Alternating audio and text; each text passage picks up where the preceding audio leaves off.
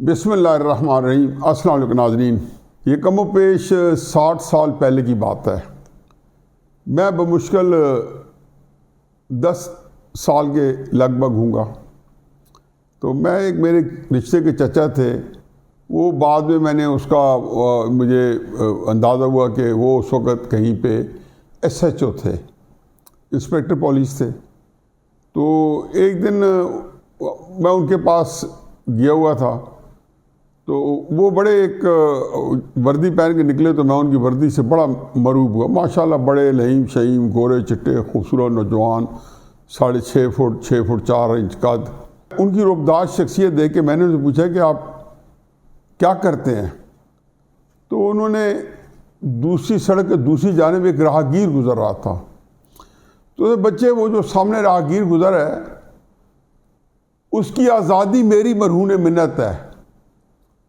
जब तक मैं चाहूँ वो आज़ाद है, अगर मैं जब चाहूँ उसको कैद में डाल दूँ और उसे ये भी मालूम ना हो कि उसे क्यों कैद में डाला गया है। यही कुछ 24 करोड़ 60 लाख लोगों की हालत इज़ार है मुमलकत खुदादाद इस्लामी पाकिस्तान में।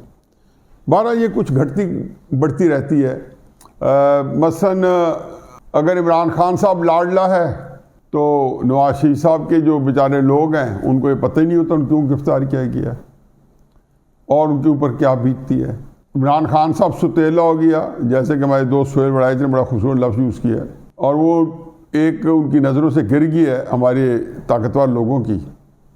तो फिर उन पर जो कुछ बीत रही है आपने देख लिया। इलेक्शन लड़ते हुए पंजाब के अंदर क्या सूरत हाल है कि कागजात नामजदगी दाखिल कराते हुए उनका क्या हश्र नशर हो रहा है। इस सारी सूरत हाल में एक किरदार कॉमन है, और वो अल्लाह के फजल व करम से हमारी इस्टेब्लिशमेंट है कि जो हर वक्त एक मुतहरिक है और किसी एक फरीक को उसने आगे किया हुआ होता है। लड़ाई उनकी अपनी है, और ये हमारी सियासी जमातों की बड़ी एक अच्छी आदत है कि बेनज़ीर साहबा के ज़रिए नवाज शरीफ साहब के ख़िलाफ़, नवाज शरीफ साहब के ज़रिए बेनज़ीर साहबा के ख़िलाफ़, इमरान खान साहब के ज़रिए पाकिस्तान की सारी सियासी जमातों के ख़िलाफ़, फिर उनके ज़रिए इमरान खान साहब के ख़िलाफ़, और फिर पता नहीं क्या कुछ। मेरा बेटा हसान जो है वो तहरीक इंसाफ में एक्टिव है। पता नहीं कितना कुछ एक ये ममनुआ चीज़ है कि सियासी जमात किसी में एक्टिव हो।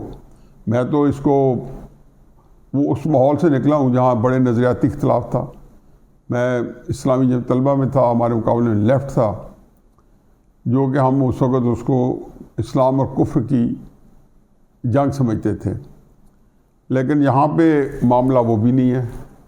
इसके बावजूद अगर आप इस तरह की सूरत हाल से दो चार हैं, फंस चुके हैं, तो आपके अंदर जो एक लड़ाई झगड़ा है, ये स्ट्राइफ है, या एक जो फ्यूड है, वो इतनी गंदी है कि समझो कि आप एक फरीक जो है अगर वो नज़रों से गिरा हुआ है तो वो चिमटे से उठाने काबिल नहीं है। पिछले 7-8 सालों से लेके पिछले तकरीबन 2 साल तक यही कुछ हाल मुस्लिम लीग नून का था।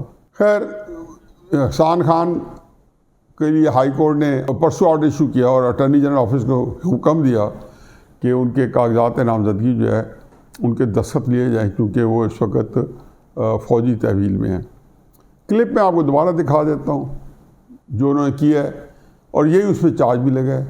एक ऐसा फ़िक्रा अदा किया है जो कि वर्दी के बारे में आप मेरे ख्याल में फ़िक्रा भी सुन लें। मैं तो इनको दिखाना नहीं चाहता था, क्योंकि ऐसे जो है बार बार ऐसी चीज़ों क्या दिखाए जो मुझे भी बदमज़ा कर जाए।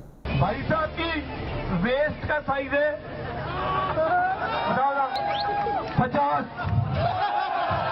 अब इस एक फ़िक्रे के अलावा कुछ भी नहीं मिला, और यही कुछ उसके ऊपर चार्ज लगा हुआ है। अब उसके ऊपर चार्ज लग गया है, उसका मुकदमा शुरू हो गया, मिलिट्री ट्रायल फ़ौजी अदालत के अंदर। सुप्रीम कोर्ट ने बाकायदा इजाज़त दी है। उन्होंने कहा है जी कि जनाह हाउस के बाहर वो मौजूद पाया गया, बिल्कुल ठीक है। यहाँ बहुत सारे एहतजाज वाले तो मौजूद पाए गए थे, और उन्होंने कहा जी उन्होंने एक ऐसा फिर नाजेबा फ़िक्रा किया, कहा है जिसमें हमारी फ़ौजी वर्दी की तौहीन हुई है। अगर आप लंबी पूरी तकरीर सुने तो उसके अंदर ये है कि पीछे को बंदा तकरीर पतलून लहरा रहा है, और ये क्लिप आप देखेंगे वो मुड़ के उसकी तरफ इशारा करके उंगली करके वो ये कहता है कि भाई साहब की वेस्ट जो है 50 इंचेस है। मैं तो, मेरा ख्याल है कि पिछले 8 महीने से कह रहा हूँ कि नाजेबा फिक्र है। इसलिए नहीं कि मैं कोई कभी किसी का लिहाज करता हूँ, मैं तो खुद नवाज शरीफ साहब के वक्त में ये कितने फ़िरौन बने हुए थे और क्या क्या लोगों के साथ हो रहा था, तो मैं तभी नहीं घबराया था। मैं as a matter of principle कह रहा हूँ कि ये बात गलत थी। और फिर मेरी और भी कई वजूहत हैं कि उसके अंदर मैं इमरान खान साहब को मूरद इल्ज़ाम किसी और वजह से ठहराता हूँ इस लड़ाई में। हालांकि मैंने ऐसी लड़ाइयों में कभी भी सियासतदानों को मूरद इल्ज़ाम नहीं ठहराया, लेकिन इमरान खान साहब को मैं ठहराता हूँ, उसकी वजूहत कुछ और है। अब इस फिक्रे के ऊपर पता नहीं क्या है कि क़यामत टूटी है कि अकबर नाम लेते हो खुदा का ज़माने में, या इससे ये है कि आया कोई नतीजा निकल सकता है कि अगर अपने आप इस तरीके से हैंडल करें लोगों को, या इसके ऊपर फिर पहले तो झूठ राई के पहाड़ अपने जो मनपसंद जो बैठे होते हैं बहुत बड़े बड़े दानश्वर, उनके ज़रिए पहले इसको ट्विस्ट किया, इसको एग्जेजरेट किया गया। बल्कि तहरीक इंसाफ के अपने लोग भी ये समझ रहे थे कि वाकई कोई उसने पहले तो पूरे कई महीने मशहूर किया रखा कि उसने पतलून लहराई है। कॉन्टेस्ट हुआ जब सामने पता चला, ये चार्ज लगा ही नहीं उस पर। चार्ज लगा है कि उसने उसकी तरफ इशारा करके, जो कि बिल्कुल जायज़ बात है, और उसे एक नामाकूल किस्म फिक्र का है, इसी को सज़ा होती होगी। और ये कन्विक्ट होगा या नहीं होगा, फौजी अदालत मुकदमा चल रहा है, वो आप देख लेंगे कि ये उतना ही मुकदमा सख्त है जितना फौजी अदालत के अंदर है। जिस दिन ये आया अगर हाई कोर्ट बच गई, जो मेरा आज का मौजू है, तो आप देखेंगे कि ये मुकदमा ना इधर का रहेगा ना उधर का रहेगा। ये इसके पास दो, वो कहते हैं कि 2 टांगें नहीं होगी ठहरने के लिए। हाई कोर्ट इसको 1 मिनट में उड़ाएगा, और फिर वो जो जितना 100 साल 2 साल इस दौरान जेल में होगा, किस खाते में उसकी ज़िंदगी के जाएंगे, कौन हिसाब देगा। यही बात पहले लोगों के साथ हो सकती है। सूरत हाल ये है कि इस वक्त हसन खान के कागजात नामजदगी जो है उनमें रोड़े अटकाए जा रहे हैं और वो साइन नहीं कर पा रहा। मेरा ख्याल था कोई इतनी बड़ी बात नहीं थी, चूँकि हिकमत अमली यही होगी कि किसी तरीके से जो है ना लोगों को सिलेक्ट के कौन जा सकता है कौन नहीं जा सकता। और मैं तो हमेशा कहता हूँ कि शायद तहरीक इंसाफ के जो बहुत सारे लोग कॉन्टेस्ट कर रहे होंगे, उनमें से फिर बहुत सारे लोग वही होंगे जो उनकी आँखों की ठंडक होंगे एस्टेब्लिशमेंट की। मेरा कोई इशू नहीं है, ये होता रहेगा। और इसका कब ख़त्म होगा, इसका ख़त्म एक टाइम पे हुआ था जब मैंने कल के वीलॉग में कहा है कि 16 दिसंबर 1971 को हुआ था। अब इसका भी को हो जाएगा, क्योंकि हालात जिधर आ चुके हैं नहज पे, इस पे तो आप पहले तो 8 फरवरी तक पहुंचेंगे, तो ज़्यादा दूर नहीं है। 8 फरवरी तक पहुंचे, देख लें। इलेक्शन जो है वो हो पाता नहीं हो पाता, और होता तो क्या रंग लाता है, उसके बाद क्या रंग में भंग डलती है। बहरहाल हसन खान को अदालत ने, जस्टिस बाकरी नकवी ने हसन के बारे में हदायत की कि उनके सिग्नेचर जो हैं जाके लिए जाएं अटॉर्नी जनरल ऑफिस को। बहुत सारी बातें हैं जो कि मेरे ज़ाती उसके अंदर है, मैं उनको करना नहीं चाहता हूँ, क्योंकि मैं भी थोड़ा सा इन्वॉल्व हुआ। मुझे भी अप्रोच किया जो हसन के जो जितने भी हैं लोग, उन्होंने कहा जी कि आप इसमें हमारी को मदद कर दें, और मैंने भी उनको अप्रोच किया। तो वो बातें मेरी ज़ाती हैं कि क्या हुई है क्या नहीं। लेकिन ये ज़रूर हुई कि आज जब अदालत में मुकदमा दोबारा चला, तो आपने टीवी पे देख लिया होगा, 2 दिन टीवी पे ब्रेकिंग न्यूज़ और न्यूज़ स्टोरी थी।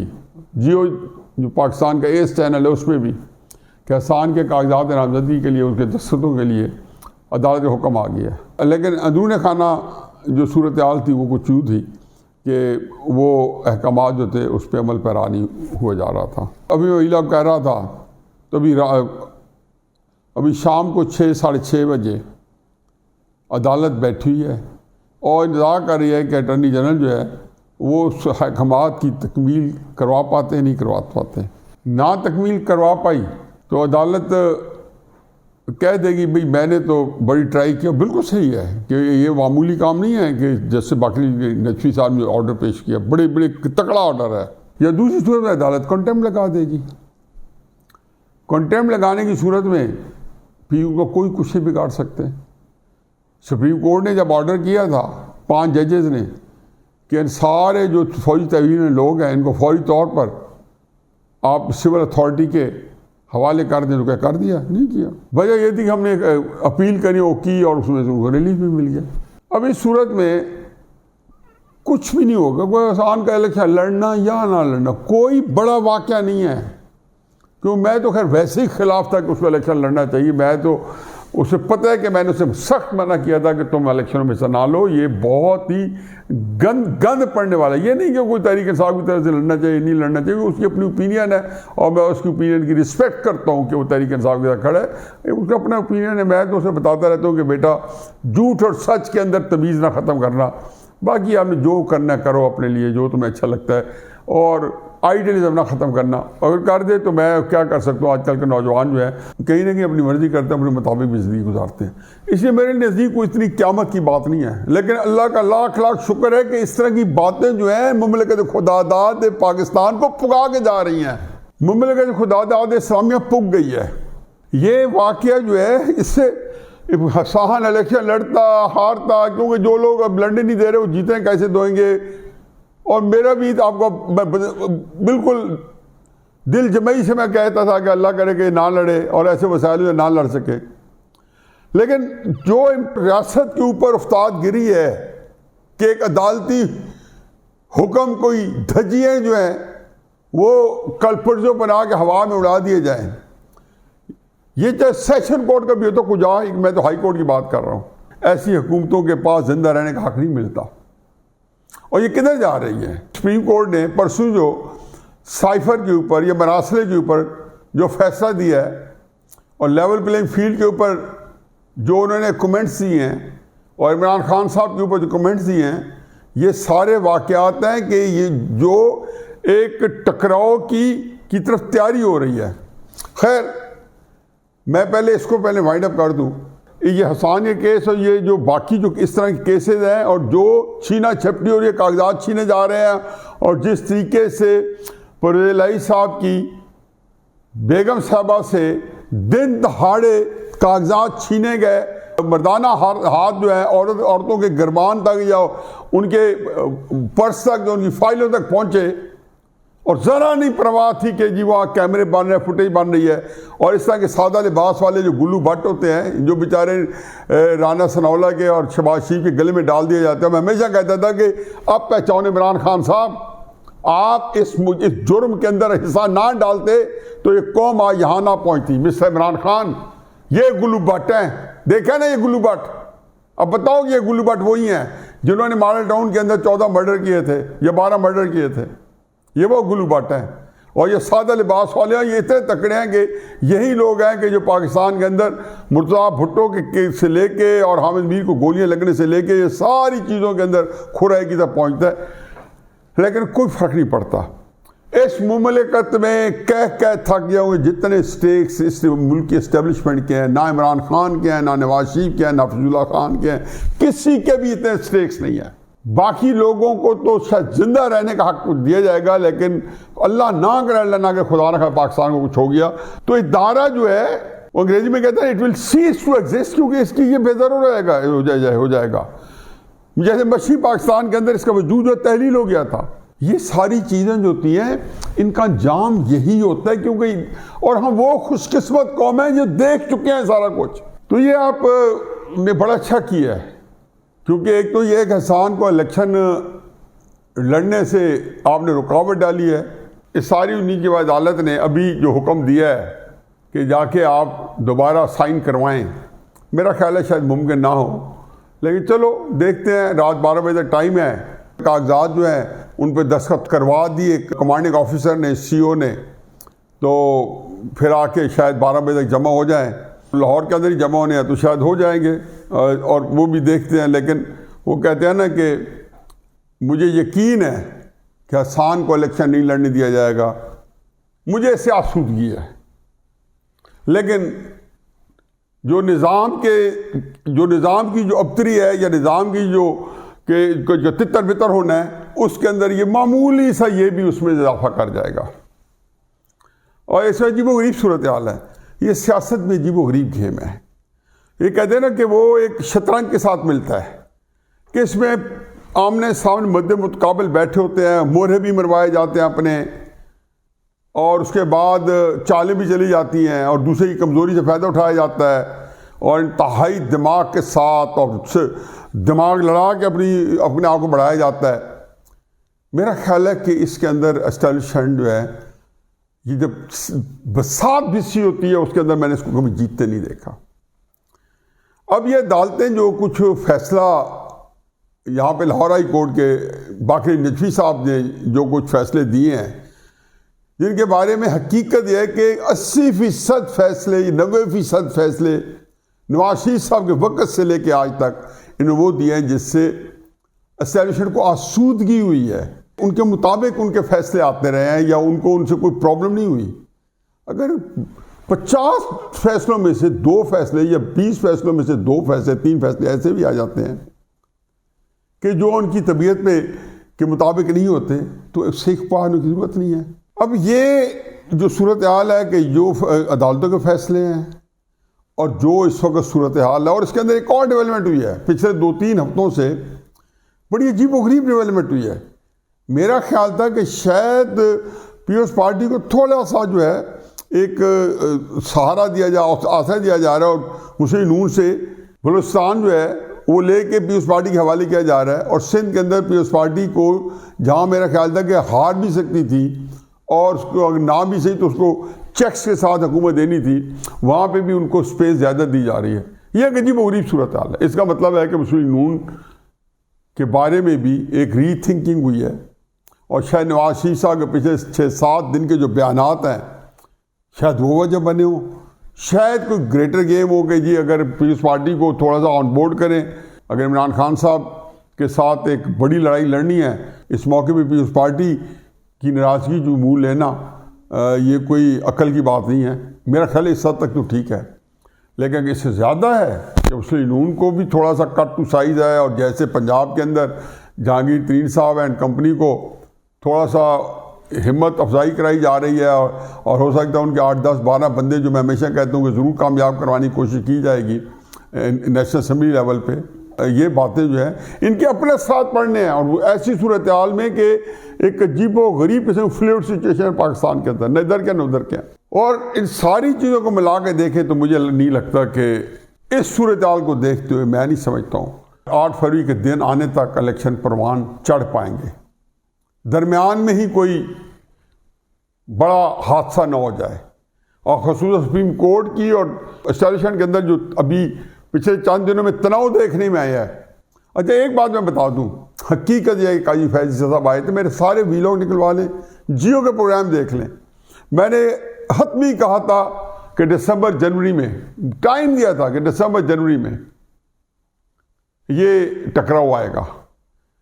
मैंने कहा था जहाँ इमरजेंसी भी आ सकती है और माशरा भी लग सकता है, सिर्फ जुडिशरी के लिए, पीसीओ जजेस के लिए। अल्लाह ना करे कम चीज़ें हो, क्योंकि इसके बाद सत्यानाश जो है वो तो हुआ है, सवा सत्यानाश न हो जाए और सवा सत्यानाश जो है मुमलिकत को ले डूबेगा। इस वक्त अजीबो गरीब एक भंवर में फंसे हुए हैं। एस्टैब्लिशमेंट जो है उसको तो उस वक्त समझ आएगी जब कोई बहुत बड़ा हादसा जो होता है वो हो जाता है, फिर वो कॉम्प्रीहेंड कर पाते हैं कि हो गया। वगैरह आगे तक वो समझते हैं कि हम संभाल लेंगे, हमारे पास ताकत है, हमारे पास मैन पावर है। अभी तक उनकी सारी तदबीरें उनकी उल्टी पड़ रही हैं। 10 अप्रैल 2022 से जब से इमरान खान साहब को निकाला है, पहले तो तदबीरें ही साजिशी हुई हैं बाजवा वगैरह की और जनरल फायज की, उसकी एक अपनी तबाही और बर्बादी जो है उन्हें जन्म लिया है। और एक जो है जो अब जो है जो सूरत हाल है कि पिछले 1 साल में जो एस्टैब्लिशमेंट ने जो कुछ किया है वो सब उल्टा पड़ा है। इमरान खान साहब की जो मकबूलियत है या पब्लिक सपोर्ट है उसमें इजाफा हुआ है। ज़िंदगी में बहुत कम देखा है कि पब्लिक सपोर्ट में ये यकसुई आ गई हो किसी के पीछे खड़े होकर। और हमेशा कहते हो एस्टैब्लिशमेंट हर एक पे हावी है, एस्टैब्लिशमेंट सुप्रीम कोर्ट पे हावी है, पार्लियामेंट पे हावी है, एस्टैब्लिशमेंट हर चीज़ पे हावी है। पब्लिक ओपिनियन जो है अगर उसके खिलाफ हो जाए उसके पास कोई तोड़ नहीं, वो हार जाती है। उसके बाद जंग लड़े बगैर, पब्लिक को दबाए बगैर हार जाती है। सर्वे करा के देख लें जिस मुगलजाना तरीके से, जिस गलाजत के साथ इमरान खान साहब ने, कि सोशल मीडिया ने जिस झूठ के साथ उन्होंने सजेशन के ऊपर, और फिर उसकी लपेट में सुप्रीम कोर्ट भी आ गई। इस वक्त हर चीज़ जो है तितर बितर है, नफसा नफसी का आलम है। सवाल लोग आज भी पूछ रहे हैं, जहाँ पे मैं किसी फंक्शन में दोपहर को भी गया हूँ कि जी क्या बनेगा पाकिस्तान का, क्या इलेक्शन हो जाएंगे, कहाँ जा रहे हैं। अब कितना मुश्किल है लोगों को बताना कि जी हम पुग चुके हैं या बर्बादी की तरफ है। कल मैंने वीलॉग किया सिर्फ रिकॉर्ड कराने के लिए, कुछ यकीन आनो कि जो उसको लोगों ने इसलिए नहीं देखा, देखना नहीं चाहिए था। उसके जो थंबनेल पढ़ के भी लोगों को नहीं देखना चाहिए था, क्योंकि उसके अंदर जो बातें जो है मैंने इसलिए किया ही नहीं है कि उसको लोग देखें, मैंने सिर्फ रिकॉर्ड के लिए किया है कि आगे पता चल गया कि एक बात मैंने बताई थी कि ये हो रही है। ये बातें मैंने काजी साहब के आने से पहले बताई थी कि काजी साहब आएंगे। ये बातें तरीके साहब वाले जब उनको गालियां दे रहे थे, मैं कह रहा था आपको पता ही नहीं है कि कौन आ रहा है। और हकीकत है कि मैं कहता था कि एस्टेब्लिशमेंट को हजम करना बड़ा मुश्किल होगा। ये सारे जो 4-5 जजेज हैं, चाहे उनमें तारिक रसूल साहब हैं, चाहे उसमें मंसूर अली शाह साहब हैं, आतम अल्लाह साहब हैं, ये 4-5-6-7 जजेज जो हैं, इनको हजम करना बड़ा मुश्किल है। और ये मकाम अब आ गया है।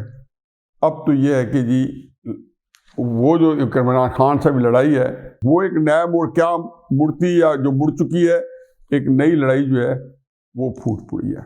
और एस्टेब्लिशमेंट जो है, अब मेरा ख्याल है कि शायद उनके हाथों से बाहर हुआ चाहते हैं, बल्कि बाहर निकल के गिर रहे हैं। तो ये सूरत हाल है। कल वाले व्लॉग की कंटिन्यूटी में ही देखिए इसको, और अल्लाह करे कि हम खुशकिस्मत होंगे, मौजूद होगा कि हम इलेक्शन करा पाएँ, और वो इलेक्शन जो होंगे उसके क्या नतीजे निकलेंगे, वो एक और तकलीफ देह कहानी होगी, क्योंकि उसके बाद कोई ये नहीं आसूदी हो जाएगी। ये खतरा ये है उससे पहले ही कहीं हम बहुत बड़े किसी हादसे का शिकार न हो जाए। वमा अलैना इल्ला अल बलाग।